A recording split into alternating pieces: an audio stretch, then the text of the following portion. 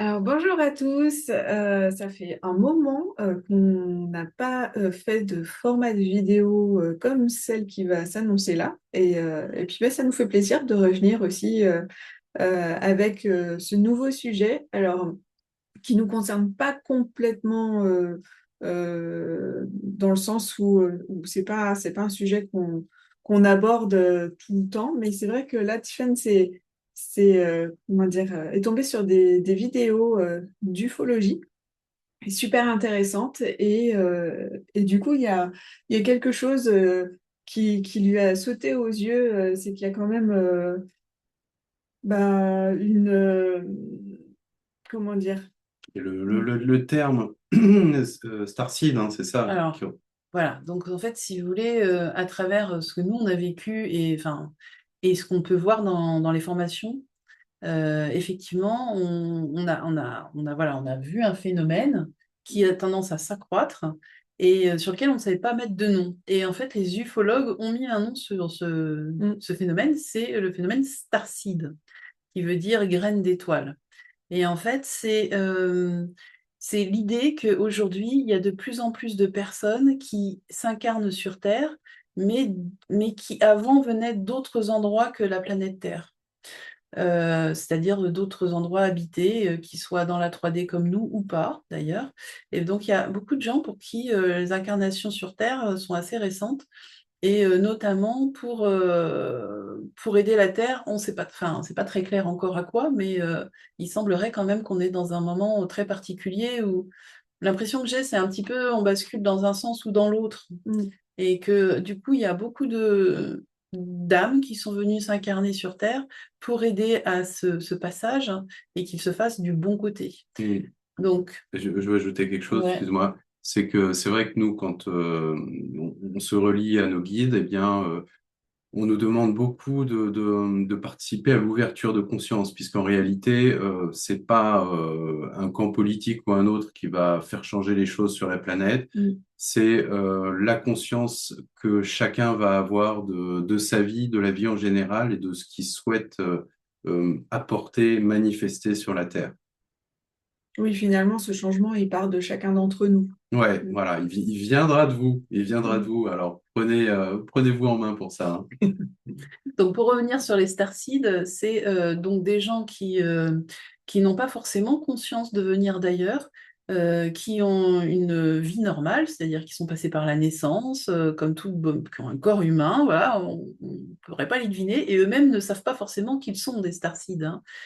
Simplement, j'en parle là parce que vous allez peut-être vous aussi vous reconnaître dans ça, peut-être pas quand on en parle comme ça, mais je vais vous évoquer les points communs des starseeds qui ont été répertoriés. Et là, en les évoquant, vous allez peut-être vous dire, tiens, mais ça me parle drôlement cette histoire. Mm.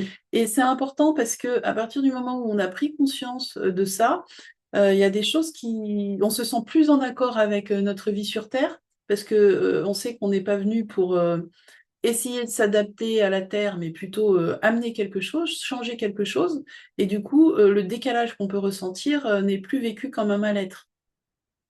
Donc pour moi, c'est très important de vous transmettre ces informations parce que déjà dans nos formations, il y a de plus en plus de Mm. gens aujourd'hui qui se reconnaissent là-dedans.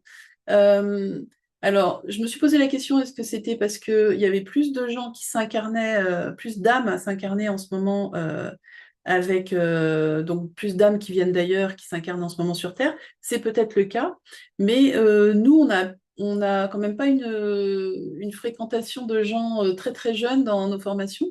Et pourtant, il y en a de plus en plus parmi eux qui prennent conscience de ça, de ce rôle qu'ils ont à jouer et puis de leur nature.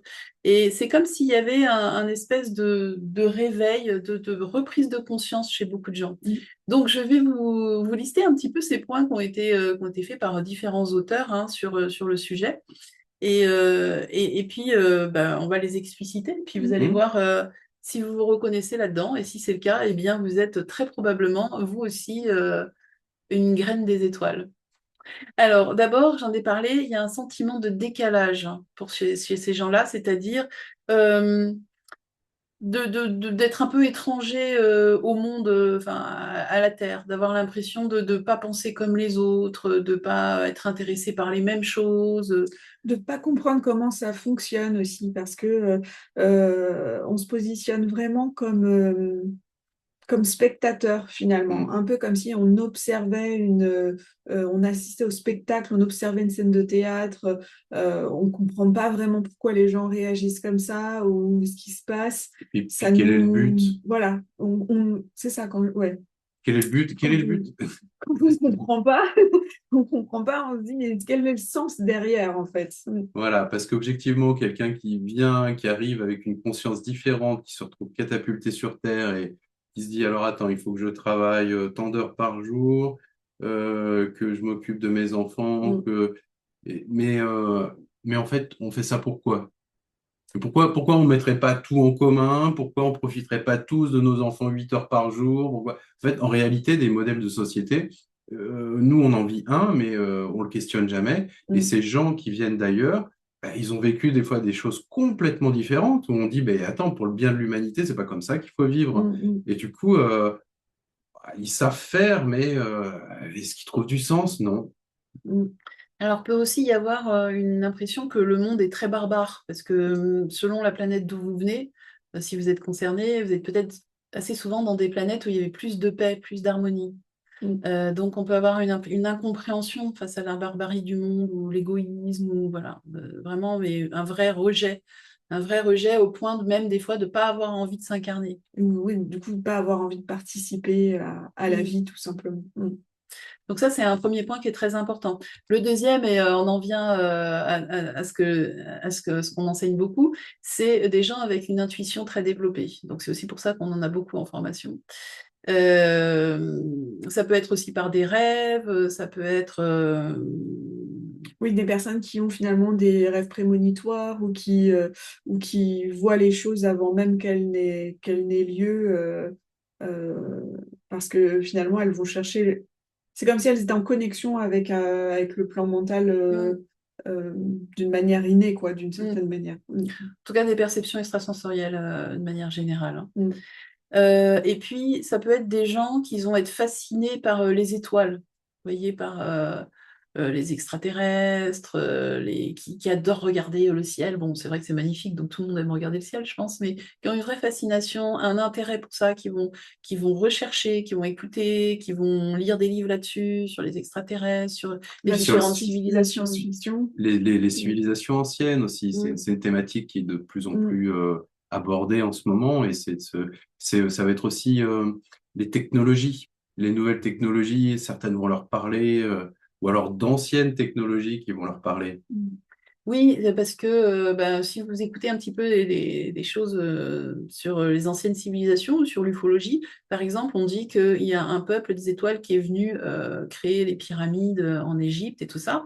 Et du coup, on peut être pris de passion par l'Égypte, mais en fait, c'est une façon d'essayer de se reconnecter à ce peuple qu'on a quitté, parce que quelque part, il y a une notion de manque quand même, hein. On a l'impression peut aussi avoir la sensation d'être un peu adopté. Et puis vous dites, pourtant, je sais que mes parents, c'est mes parents. Mm. Pourtant, j'ai l'impression je suis tellement différente d'eux que je me sens presque adoptée, hein. Mm.